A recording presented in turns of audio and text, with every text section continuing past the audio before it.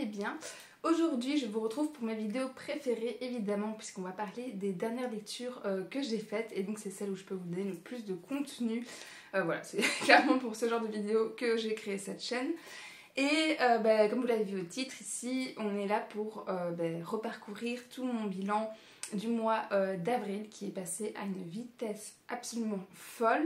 Mais avant d'attaquer ce petit bilan vraiment d'avril, je vais aussi englober le dernier livre que j'ai lu en mars, étant donné que je n'avais pas eu le temps de le lire avant de filmer la vidéo précédente. Voilà, je pense que maintenant vous êtes habitués de toute façon à ce principe.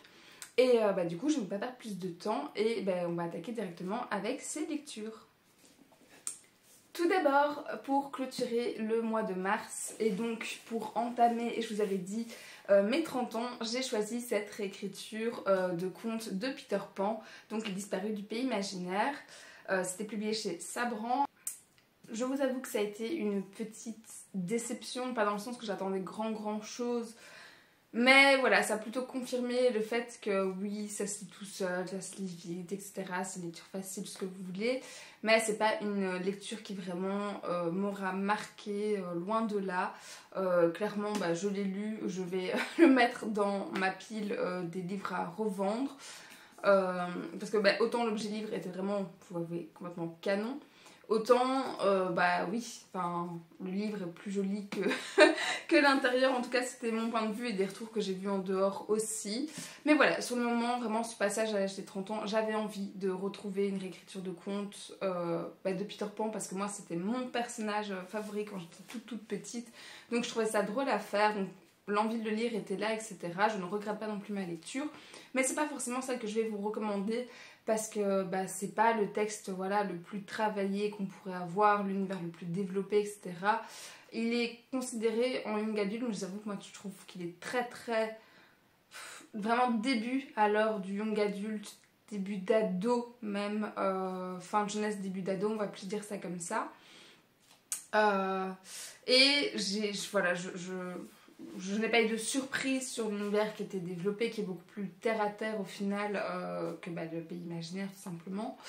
Je n'ai pas apprécié beaucoup plus que ça non plus le personnage de Wendy, mais bon, je n'aime jamais vraiment trop Wendy, donc là il n'y a pas trop de surprise. Et pour celui de Peter, par contre, là quand même il y a une note positive à dire, c'est que dans ses répliques j'ai trouvé qu'il était très similaire en tout cas au personnage que j'avais commencé à connaître grâce à Disney, qui est très différent de celui qu'on a dans le classique original de Barry. Mais je sais pas, dans le choix des mots, de ses répliques, etc., ses citations, ses dialogues, je trouve qu'on moi je l'ai beaucoup retrouvé dans celui du dessin animé. Je le trouve très similaire. Et limite j'entends vraiment cette voix là pour un moment que juste je lisais ces passages, et donc pour ça c'était assez chouette. Pour ce qui est de l'intrigue, on va suivre du coup ici au début le personnage de Wendy, qui a disparu pendant environ 6 mois et qui réapparaît un beau jour au milieu de la forêt, mais sans ses frères qui avaient disparu également. Donc c'est toujours George et Fred. J'allais dire comme dans Harry Potter, rien à voir. George et Jean. Et donc vraiment elle n'a aucun souvenir. Donc il y a pas mal d'enquêtes à l'époque, puis on laisse un peu couler vu qu'on ne sait toujours pas où les retrouver. Et puis elle est infirmière du coup dans un hôpital. Non, pas infirmière, elle vient en gros je pense pour plus animer les groupes et les enfants qui sont dans les hôpitaux. Et un beau jour, elle retombe sur la route en rentrant chez elle sur Peter Pan qui tombe dessus avec son ombre, etc. Blablabla. Et de là, du coup, elle se demande d'où elle connaît ce Peter, qui en tout cas la connaît. Et puis, de là se relance l'enquête de lui sait où se trouvent ses frères. Et puis, je m'arrête là pour l'intrigue parce que sinon, on dévoile très vite les gros éléments. Donc, le but, c'est pas de vous spoiler non plus. Mais... j'ai pas été embarquée plus que ça par l'histoire. Je pense que ça me manquait aussi d'une certaine magie, puisqu'on parlait quand même d'une réécriture de contes à la base. J'aurais aimé avoir quand même beaucoup plus d'éléments du côté un peu imaginaire plutôt que vraiment réel. Je n'ai pas aimé non plus certains personnages comme les inspecteurs ou quoi qu'on côtoie voilà, au compte-gouttes. Après voilà, il y a 2-3 éléments vers la fin qui quand même sont chouettes, c'était une bonne fin, etc. Mais je vous dis franchement il m'a pas marqué outre mesure, donc voilà, je vais pas m'attarder beaucoup plus que ça dessus, parce que c'est pas forcément le livre que je vais vous recommander. Il a fait son taf dans le sens où j'avais envie d'une réécriture de Peter Pan, c'est fait, mais franchement donc voilà, ça s'arrête plus ou moins là. Voilà, j'ai pas été emballée plus que ça sur les péripéties, sur les persos, sur enfin toutes ces choses-là. Donc voilà, j'ai lu et j'ai revendu. Voilà, ça va s'arrêter à ça. Et franchement, les avis que j'ai vus en dehors, ça va beaucoup dans ce sens-là malheureusement. Mais sait-on jamais, si vous êtes aussi à la recherche d'une réécriture de conte, sachez qu'il existe. Il est sorti il n'y a pas si longtemps que ça, je pense l'année passée, un truc comme ça. Bon, en tout cas, il était assez récent. Et voilà pour le livre du coup qui a clôturé mon mois de mars. Ensuite, avant que je l'oublie, parce que je l'avais eu à prêter pour le Blossom Spring et je l'ai déjà rendu, j'ai lu ce petit livre-ci, donc mangez-le si vous voulez, de Jean Telet, si j'ai pas de conneries. Et on va suivre ici un personnage, un jeune homme qui est un peu un paysan, un vendeur, etc. qui va se rendre sur un marché, je pense en août 1870, à nouveau si je dis pas de bêtises. Et donc on va suivre cette personne-là. Et quand elle va arriver au marché, on sait au résumé que 2 heures plus tard, on l'aura tabassé, torturé, tué et mangé. Et voilà, et d'autres atrocités. Et la question, c'est que c'est pas un petit groupe voilà, qu'il a attendu ou quoi, malgré déjà les faits qui sont déjà assez interpellants. C'est que c'est le village entier, donc on parle de centaines et de centaines de personnes, un truc genre 600, 800 personnes ou un truc comme ça. Et tout ça c'est déroulé du coup dans une foire plus ou moins agricole de l'époque. Et la question est de savoir qu'est-ce qui s'est passé, comment ça a pu dégénérer à un tel point pour que tout un village en fait bascule comme ça sans raison apparente à juste un massacre total, à devenir cannibale, à vraiment faire des atrocités pareilles. Et donc j'étais assez curieuse quand voilà, j'ai entendu parler de ce livre-là pour savoir ce qui se cachait un petit peu derrière, même curiosité morbide que quand on regarde des documentaires sur des tueurs en série ou des choses comme ça. Et le livre est tout petit, il fait un peu plus de 100 pages, entre 100 et 150 pages de mémoire. Et donc ça se lit très vite. C'est assez aéré, voilà, enfin, au début de chaque chapitre, il y a à nouveau une petite carte du village, on voit la carte par tous les endroits où il passe, etc. Ça, c'est assez chouette à suivre. Mais pareil, ça a été une petite déception, même si ça se lit très vite, etc. Et que je suis contente voilà, de l'avoir lu et d'avoir eu plus ou moins mon fin mot de l'histoire. Mais déçue dans le sens où j'attendais justement les réponses à ces questions. Voilà, c'est un fait historique qui a existé, je tiens quand même à le préciser. Et je voulais savoir du coup les tenants et les aboutissants de ce fait-là qui s'est passé du coup en France. Et en fait, j'ai pas eu vraiment la raison, la cause qui a créé tout ça jusqu'à la fin de ma lecture. Où autant on va suivre son petit périple et tout ce qui lui arrive, voilà, les tortures qu'on lui fait, je vous dis les différentes étapes jusqu'au moment où vraiment, du lendemain, et où les gens du coup se réveillent en ne sachant pas, en réalisant seulement à ce moment-là ce qui se passe. Puis on voit brièvement le procès qui est plus ou moins mis en place parce que on ne peut pas juste emprisonner à ce moment-là des centaines et des centaines de personnes. Mais voilà, moi je l'ai lu pour justement connaître la raison de ces agissements. Et autant on va suivre pas mal en détail ce qui lui arrive, autant en fait, donc assez proche au niveau historique, mais autant en fait on ne trouve toujours pas cette cause. Et donc j'ai eu un sentiment de lire un peu pour rien. Alors j'ai eu beaucoup de peine pour ce perso qui vraiment, ça nous tombe de nulle part. C'est parti vraiment d'une bêtise sans nom. Et plein de fois, il demande à l'aide, on essaie de l'aider, mais ça ne marche pas, etc. Enfin voilà, je vous spoil rien, vu que dès le résumé, on dit bien les faits qu'il y a eu. Donc c'est vraiment que ça retrace plus en détail, mais c'est tout. Et donc de savoir comment ça a pu arriver voilà, à un tel point, mais sans qu'on ait toujours à l'heure actuelle ici la raison. Donc à nouveau c'était une lecture quand même très mitigée, où je suis contente de l'avoir empruntée plutôt que de l'avoir achetée pour le coup. Et du coup voilà, pareil, je n'ai pas grand chose à rajouter en plus vu qu'il fait 130 pages. Que je ne vais pas vous décrire toutes les tortures qui lui est arrivées, mais franchement il y a des trucs dégueulasses dedans, ça c'est clair. Mais voilà, sachez juste qu'il existe. Pareil, c'est pas le livre que je vais recommander en priorité. Mais je vous rassure, pour la suite de la vidéo, les lectures suivantes sont nettement meilleures, et heureusement pour moi. Mais bon voilà, je l'ai lu, il me faisait de l'œil, il m'intriguait, etc. Et maintenant je peux passer à autre chose, je le retire de ma wishlist et puis c'est tout quoi en fait. En gros c'est ça l'idée. Mais bon voilà, c'était bien écrit, mais juste ils n'ont pas la réponse que j'attendais, donc c'est un petit loupé pour ma part. Ensuite, dans ce mois d'avril, je l'ai aussi entamé avec le livre d'Anne d'Avonlea. Donc ici c'est le tome 2, toujours publié chez les Maisons Toussaint, c'est quoi ça? Monsieur Toussaint, c'est ça. Maison Toussaint. Avec ces couvertures, je vous l'ai dit à chaque fois, vous le savez, qui sont absolument sublimes. Et clairement, vu toutes ces fleurs, j'attendais très clairement le retour du printemps, qui est plus ou moins en train d'apparaître, plus moins que plus, mais bon, soit. Pour ressortir la saga d'Anne.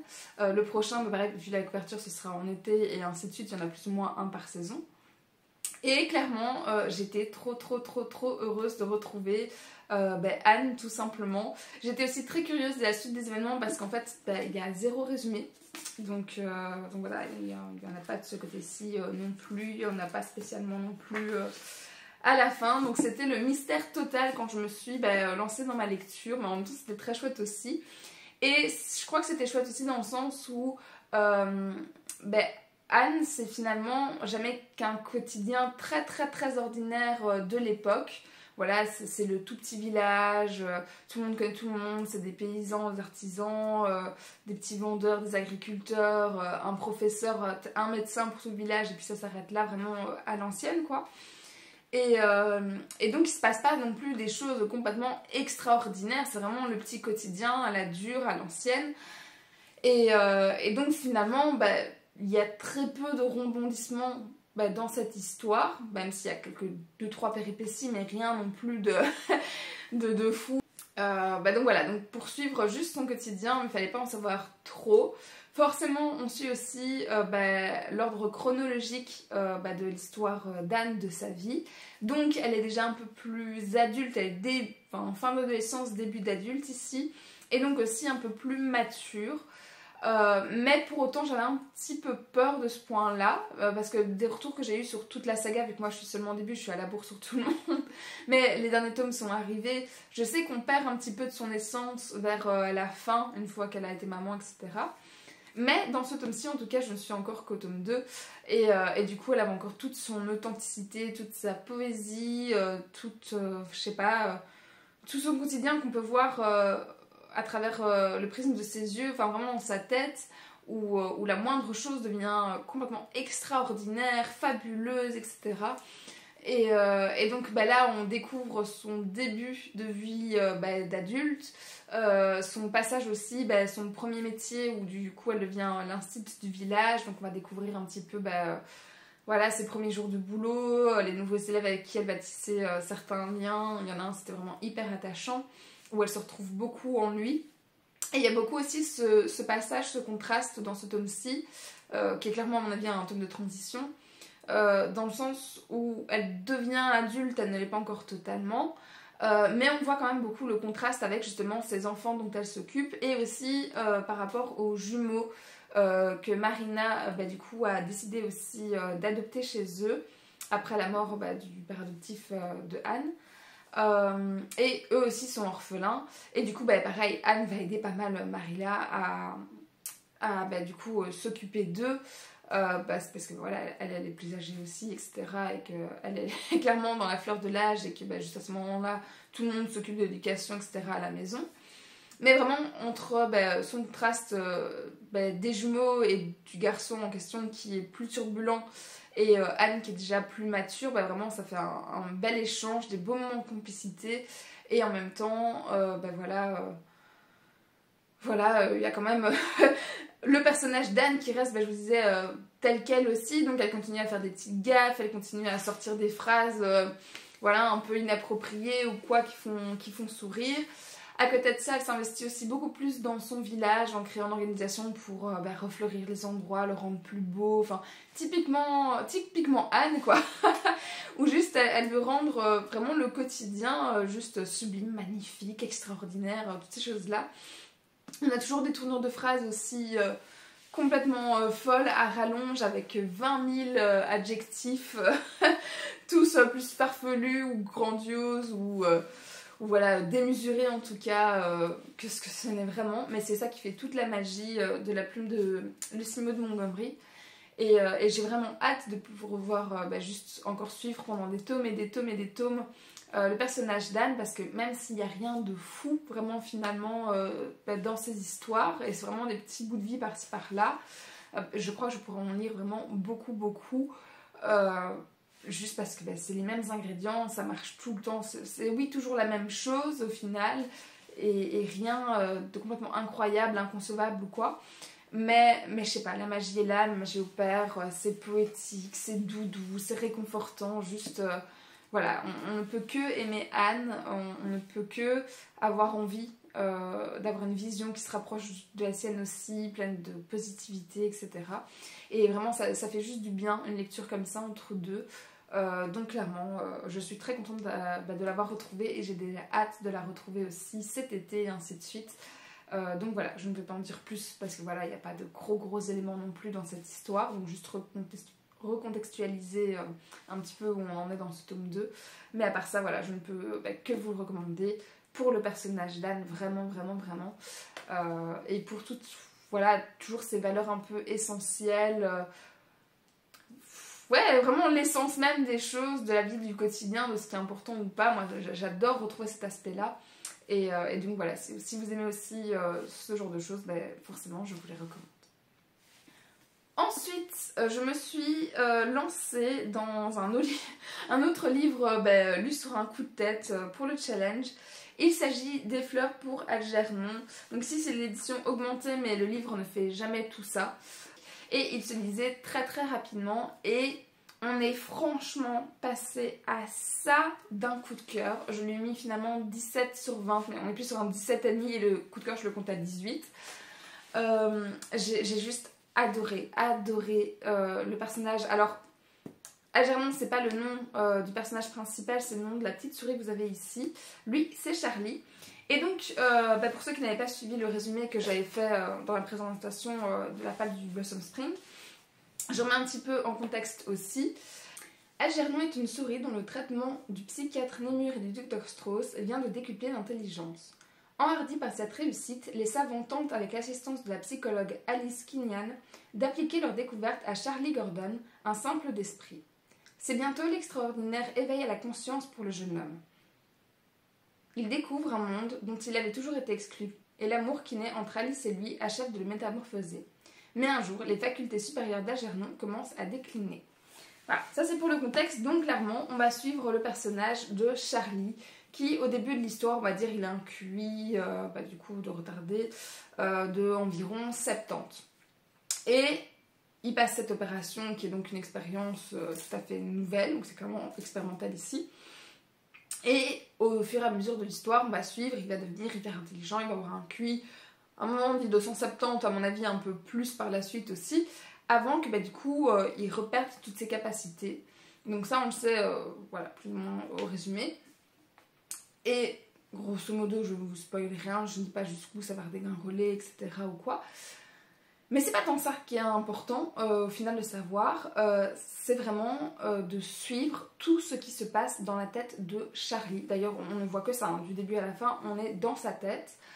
Et on lui demande en gros d'écrire des rapports, des comptes rendus sur au début, enfin vraiment tout ce qu'il pense, tout ce qu'il trouve important, etc. Et au début des comptes rendus, clairement il ne sait pas écrire, il ne connaît rien à la ponctuation, rien à la syntaxe, il y a des fautes d'orthographe, quasiment tous les mots, il écrit vraiment de manière phonétique et encore. Donc c'est assez compliqué à suivre durant les premiers chapitres, mais qui sont très très courts. Au début ils font, je sais même pas s'ils font 2 faces.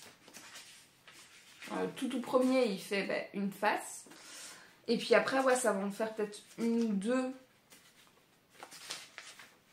Ouais c'est ça, 1 page et demie en gros, parce que c'est compliqué simplement pour lui d'écrire, voilà, de structurer sa pensée ou ce genre de choses. Mais donc voilà, c'est un peu périlleux à se lancer dedans. C'est pas du tout une lecture fluide, naturelle.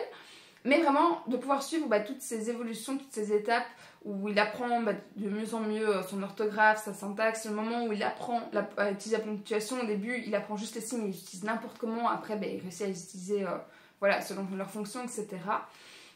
Et ainsi de suite. Après, il développe des langues, il développe des sciences, etc. Il y a voilà, toute cette évolution qu'on peut suivre simplement par son écriture. Et ce qui est hyper intéressant aussi, c'est de pouvoir suivre donc on va dire il y a le quotient intellectuel donc, qui grimpe vraiment très vite, et il y a le quotient du coup émotionnel, et c'est là vraiment que ce livre est un bijou, vraiment une pépite. C'est que les deux n'augmentent pas du tout au même rythme, et du coup oui, au début il apprend beaucoup de connaissances, mais il est très maladroit dans ses échanges avec les gens. Voilà, il ne connaît pas du tout les codes sociaux, il n'arrive pas vraiment à se faire aimer des gens, à se détacher justement de cette image d'idiot qu'il avait. Il se rend compte au fur et à mesure aussi que au début il riait avec les gens de tout, il a l'impression d'avoir des amis, et en fait c'est les gens qui se moquaient de lui, qui étaient vraiment d'une cruauté. Parfois je vous jure, c'était horrible, j'étais en colère sur la réaction de ses soi-disant amis, etc. Genre vraiment, t'as juste envie de le prendre par la main, de dire viens, on se casse, et de lui faire un câlin et d'être gentil avec lui, parce qu'il y a des horreurs sans nom, où vraiment on profite du fait que juste voilà, c'est une personne handicapée, et donc il y a des injustices à tirer l'arigot. Et au fur et à mesure du fait qu'il est intelligent, il se rend compte de tout ça. Donc il se rend compte qu'il n'a pas vraiment d'amis, enfin le truc est horrible parfois, il se sent seul, il n'arrive pas à créer d'autres relations plus saines, etc. Enfin juste c'est hyper dur. Et donc il y a vraiment ce contraste entre vraiment ses capacités cognitives et vraiment ses capacités relationnelles, quoi. Et c'était vraiment très intelligent de la part de Daniel Case, je ne sais pas comment on dit. De faire justement ça sur 2 niveaux, c'était beaucoup plus crédible. Enfin vraiment l'histoire était très crédible de base, même si voilà on est dans de la SF, que ces expériences n'avaient pas été faites, etc. Mais franchement on peut y croire très facilement. Et donc voilà, je me suis vraiment attachée, mais très fort au personnage de Charlie. Je crois qu'il entre dans le top de mes personnages chouchous de toute ma bibliothèque, parce que vraiment c'est un récit tellement poignant, tellement humain, que c'est obligé que juste on s'attache à Charlie. Voilà, juste il est d'une gentillesse sans nom, il ne voit pas la méchanceté au début derrière, enfin vraiment c'est juste un amour. Alors quand il devient plus intelligent, un peu moins, et à mon avis je pense que c'est ce qui a fait qu'il n'y avait pas eu 18 sur 20, c'est que il y a eu beaucoup de distance entre ce génie et moi, et il m'a un peu perdue dans mes sentiments aussi. Et puis après quand ça redescend, du coup tout ça revient, et du coup ça refrappe de plein fouet, plein cœur. Et du coup voilà. Donc on va vraiment suivre toute cette évolution là, la découverte de l'amitié, mais aussi de l'amour comme le disait le résumé, etc. Voilà la relation aussi qu'il entretient avec Algernon, un peu indirectement aussi. Et vraiment le fait qu'il soit conscient, qu'il perd ses capacités au fur et à mesure, toute la peur qu'il va ressentir et toute l'angoisse que nous du coup on ressent par rapport à ça aussi, était complètement dingue. C'est vraiment un très très très très beau récit. Il y avait plein de messages de belles valeurs à travers aussi. Voilà, c'est un livre qui donne plein de prises de conscience. Juste, je suis passée par tellement d'émotions à travers cette lecture. Et je l'ai adoré, la fin était sublime. Voilà, et clairement, sans dévoiler la fin, qui était en fait différente de ce que j'avais imaginé, je peux vous dire que juste ce livre m'a brisé le cœur, mais un nombre incalculable de fois. Du coup, voilà, les dernières pages m'ont achevée, j'étais en pleurs dessus. J'y ai pensé encore pendant des jours et des jours quand je l'ai fermé. Donc je vous dis, on était vraiment à ça du coup de cœur. Et vraiment, je vous le recommande, mais très très vivement. Parce que juste... il était tellement bien. Je sais pas quoi vous dire d'autre, juste non, vraiment lisez-le parce que c'est un incontournable visiblement de la SF. Alors moi j'en ai appris très tard, mais voilà, et visiblement il est déjà suffisamment connu. Mais lisez-le à votre tour si vraiment, pareil, vous n'en avez jamais entendu parler ou quoi. Parce que vraiment c'est un récit mais de qualité quoi, autant sur l'humain que sur la construction, etc. De ce qu'on a entendu, de tes péripéties et tout. Franchement, c'est un récit qui est brillant. Et voilà, juste... je ne veux pas vous parler plus de ces émotions parce qu'on est vraiment là-dedans. Mais je vous dis, je suis passée par tout, par de la colère, par la tristesse. Le nombre de fois, il m'a attendrie, j'ai souri. Vraiment, j'ai mon petit cœur qui fait ça à l'intérieur. C'était un magnifique récit. Je ne m'attendais clairement pas à l'aimer autant au moment où j'ai commencé ma lecture. Et franchement, je pense que ce n'est pas la dernière fois que je vais vous le recommander parce qu'il arrivera sûrement à long terme dans d'autres recommandations. Parce qu'il était un bijou, un véritable bijou d'humanité, de sensibilité, de tout, ingénieux, tout ça. Franchement, il n'a que des qualités ce bouquin. Donc franchement, lisez-le, foncez si vous aimez le genre. Go, juste go. Ensuite, j'ai également lu un autre livre d'une grande qualité, puisque j'ai, hop, avec tous mes petits post-it. Pour l'instant, je m'y tiens. J'ai donc repris L'Assassin Royal, vu que je vous avais dit, je compte lire un tome par mois. Et donc on est au tome 2, donc ici c'est L'Assassin du Roi. Et on nous disait, les pirates rouges sèment la désolation dans les 6 duchés. Le royaume ne dispose que de ressources limitées pour les combattre. Le roi est seul, entouré d'une cour qui intrigue, d'une armée qui doute et d'un assassin royal. Fitz est à présent devenu une arme redoutable. Il maîtrise le vif, la faculté de communiquer avec les animaux et l'art. Guerrier accompli, rompu à tuer, il incarne la justice du roi. Une charge d'autant plus lourde qu'il lui faut faire des obstacles aux ambitions du prince royal, un usurpateur en puissance. Voilà. Je préfère lire ce résumé-là parce que c'est très compliqué quand on arrive dans des grands univers, de pareil, de jamais trop spoiler, etc., de resituer convenablement. Il se passe tellement de choses et tout, donc voilà, comme ça, moi, je suis sûre de ne pas vous dire de bêtises, etc. Mais dans ce tome-ci, qui est un tome, je vous avoue, quand même assez lent de transition, mais de ce que j'ai entendu, le tome 2 et 3, en fait, c'est un seul tome en anglais, donc je m'attends quand même à beaucoup plus d'action dans le tome suivant au final. Mais il y a quand même, voilà, vous voyez, pas mal de post-it et donc pas mal de choses qui se passent et qui clairement m'ont plu aussi. Je lui ai toujours mis un 18 sur 20. Je pense qu'on est parti sur un 18 pour toute la saga, à mon avis. Et donc, même s'il se passe moins de choses dans ce tome-ci, on approfondit en fait les relations entre le personnage principal, donc Fitz, et les gens qui gravitent vraiment autour de lui, donc le roi servant à qui il appartient, enfin pour qui il travaille en tout cas, cette dualité avec Royal, donc un autre roi qui du coup clairement cherche le pouvoir, c'est le gros bloc, son gros ennemi on va dire. On développe aussi par rapport au vif, donc sa faculté à communiquer avec les animaux, un nouveau lien avec un nouveau personnage animal cette fois. Voilà, tout au long de l'histoire où il va le découvrir, il va créer ce lien, il va le renforcer. Et clairement, vous le savez si vous me connaissez, j'ai adoré ces passages. Juste, pareil, mon cœur il a fait ça. Juste voilà, c'est juste gros coup de cœur sur ce petit personnage là.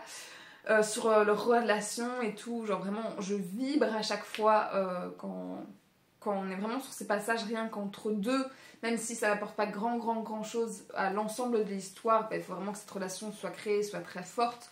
Et donc c'est logique qu'on lui consacre des moments, et franchement c'est pour mon plus grand plaisir. Et pareil, du coup on retrouve les personnages du fou, on retrouve celui d'Umr qui du coup, quoique très peu, mais qui du coup lui apprend ce métier d'assassin. Et on a le personnage de Molly aussi qui est beaucoup plus mis en avant, qui était son amie d'enfance et qui le retrouve ici, voilà, pour X raisons, à côtoyer beaucoup plus souvent. Et donc pareil, leur relation change par rapport à ça. Donc voilà, c'est vraiment un livre beaucoup plus effectivement de relations entre les personnages, de comment les uns réagissent par rapport aux autres. Mais je pense que ça va être important aussi pour la suite du récit. Peu importe de quel personnage ici on parle. Et alors aussi il y a l'apparition de la reine, enfin la nouvelle reine dans leur royaume, et du coup on suit aussi l'évolution beaucoup de Ketriken, donc qui voilà doit créer son rôle de reine dans un milieu qu'elle ne connaît pas du tout, qui n'est pas le sien, etc. Et Fitz va créer une relation avec elle aussi, mais donc on voit un peu l'ampleur de cette reine qui monte en puissance et qui était aussi très chouette à suivre. C'est un personnage que j'aime bien. Je sais pas, voilà, je l'aime pas au même niveau que Fitz ou que le fou qui continue vraiment à m'intriguer. J'ai hâte d'en être au point où je serai au fou et à l'assassin, la saga, pareil, je crois que c'était 6 livres ou un truc comme ça, mais qui se lit très tard dans tout ça et tout le reste. Et mais voilà, je suis contente de la retrouver aussi, d'avoir ce petit côté personnage féminin qui arrive dans l'histoire, parce que le premier tome c'était du coup beaucoup d'hommes.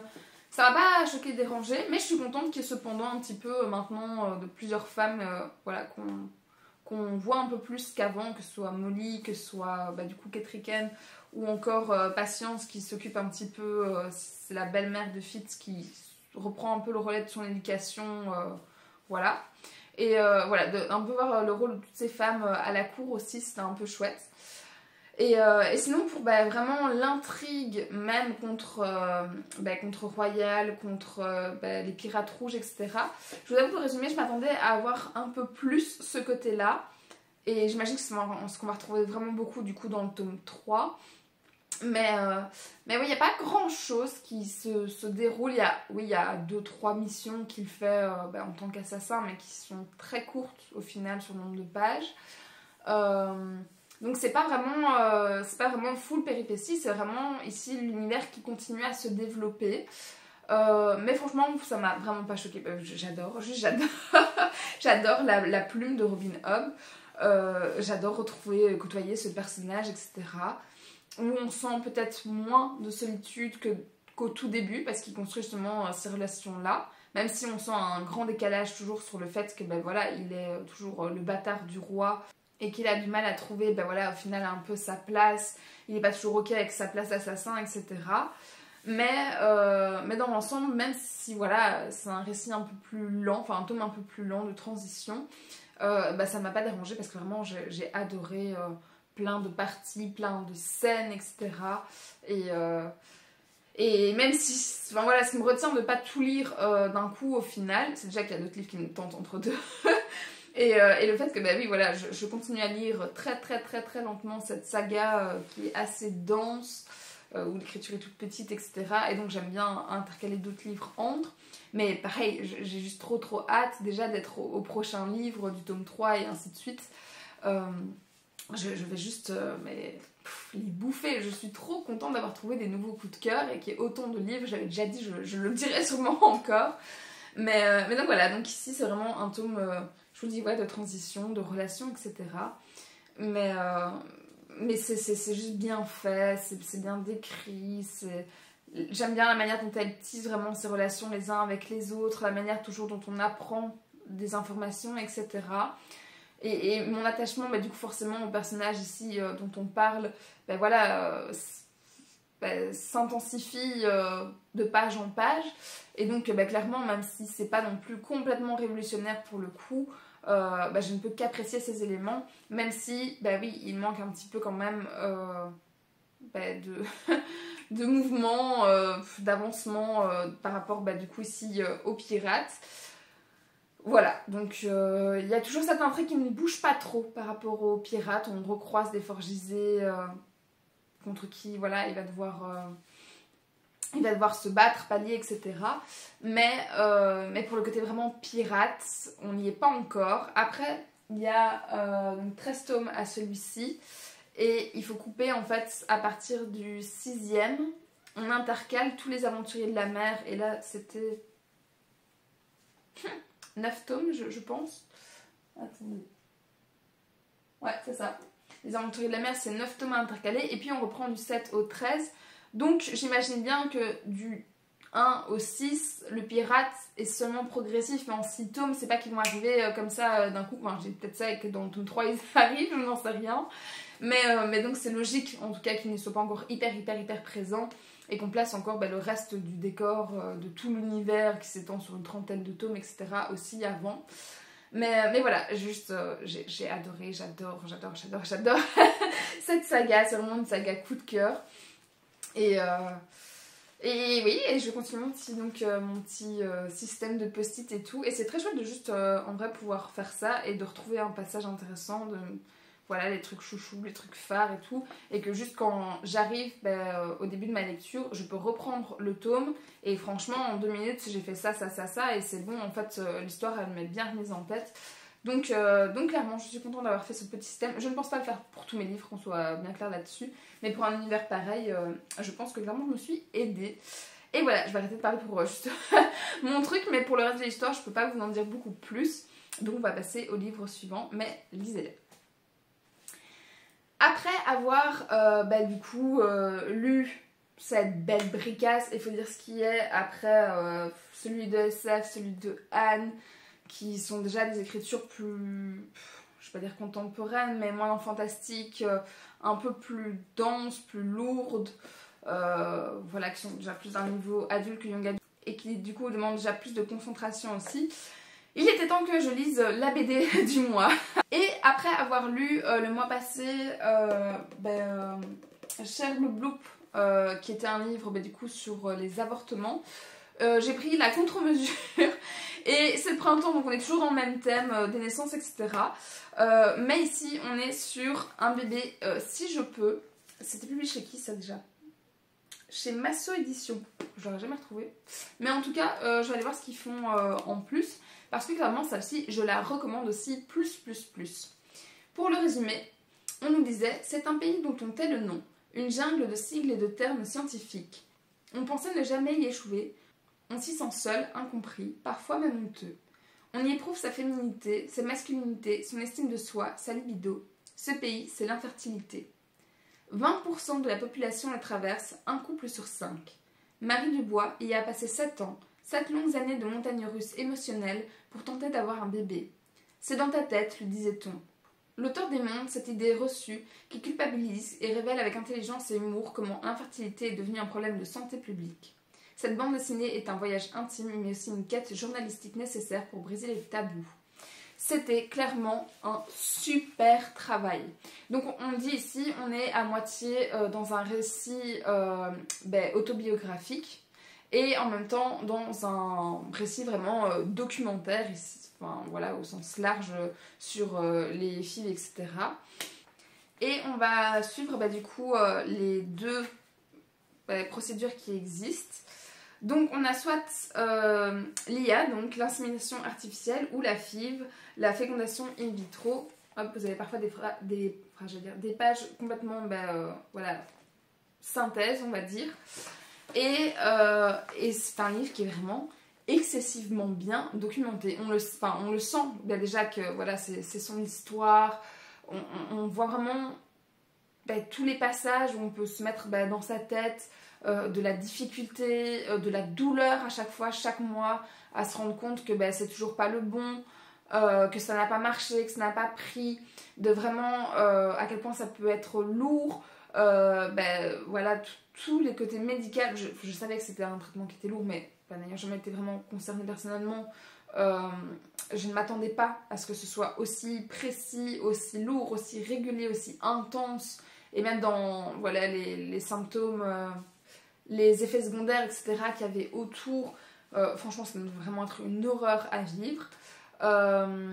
Et même en dehors, ben voilà, de toutes les remarques, et ça, je me le représente bien, 30 ans, croyez-moi bien, ben de tous ces gens qui vous disent tout le temps ah, c'est pour quand? Ah, il serait temps, ah machin, t'as tel âge, il serait temps d'y penser, tu sais, après t'es moins fertile pour ça, ton taux il chute à ça, ah non, deuxième, oh je pensais qu'au deuxième t'aurais déjà le premier, enfin ainsi de suite.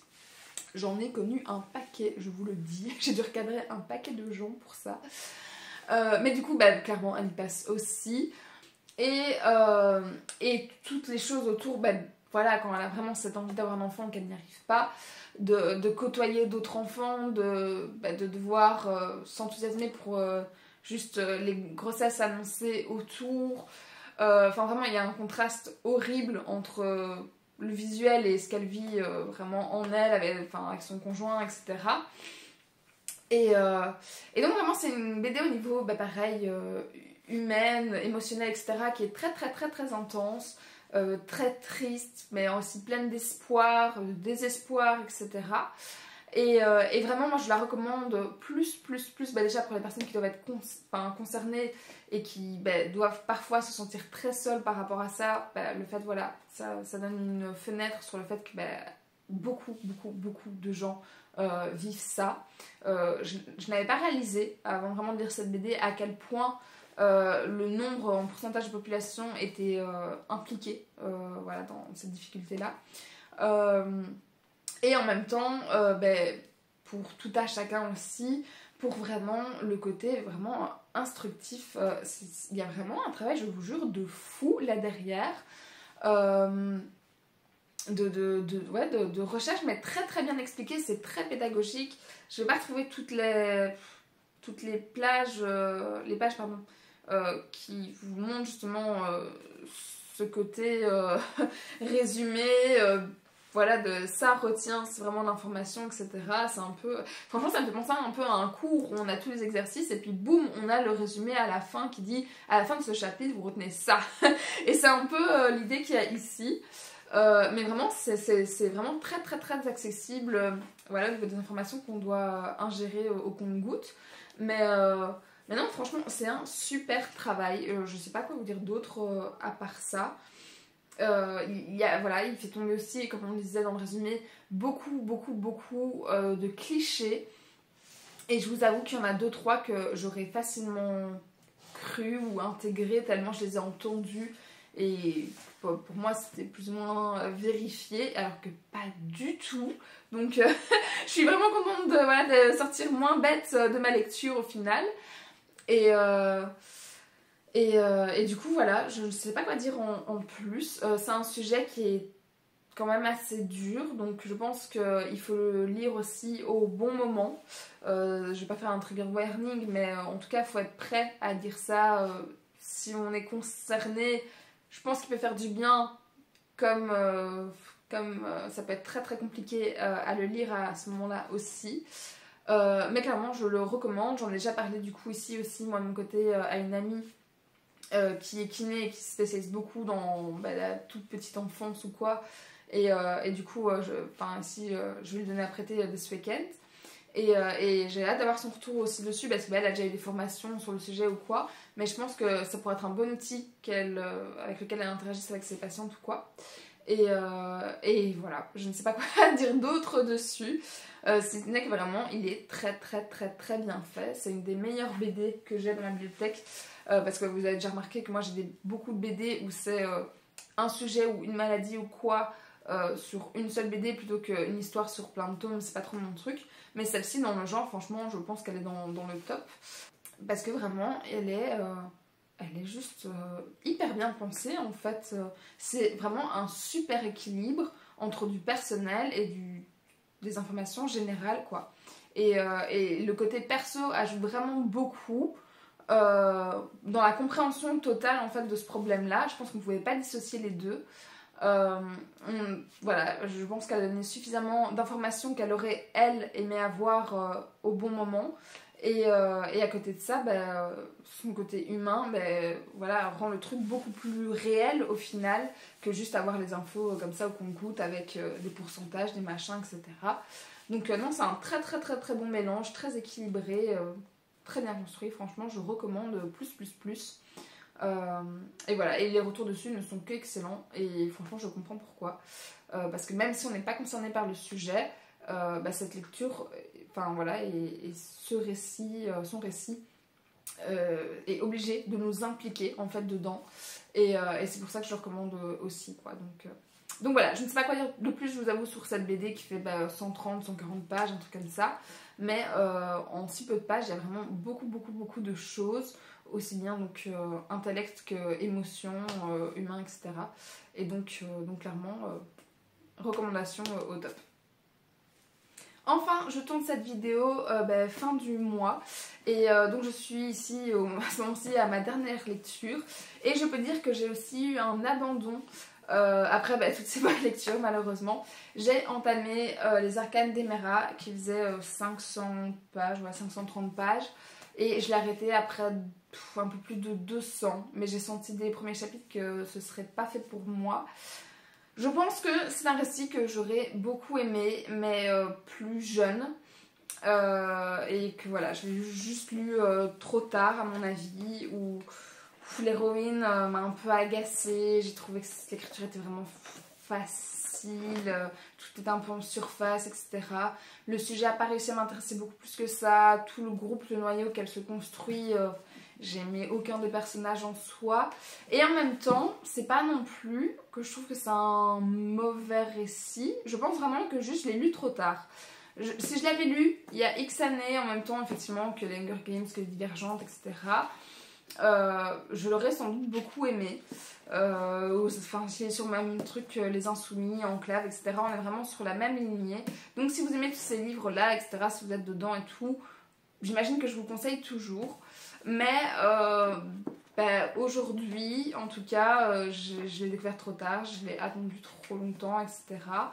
Et il n'a pas réussi à m'embarquer. Et clairement, au vu de tous les livres qu'il y a dans cette bibliothèque que je dois encore lire, que je veux lire, et de tous ceux qui ne sont pas encore dans cette bibliothèque surtout, c'est-à-dire des centaines de livres, j'ai décidé voilà, de l'abandonner, de passer à ma lecture suivante et je vais revendre du coup toute ma trilogie. Bon là pour le coup j'ai une trilogie non lue donc je vais la revendre sur Vinted plutôt qu'en bouquinerie ou quoi.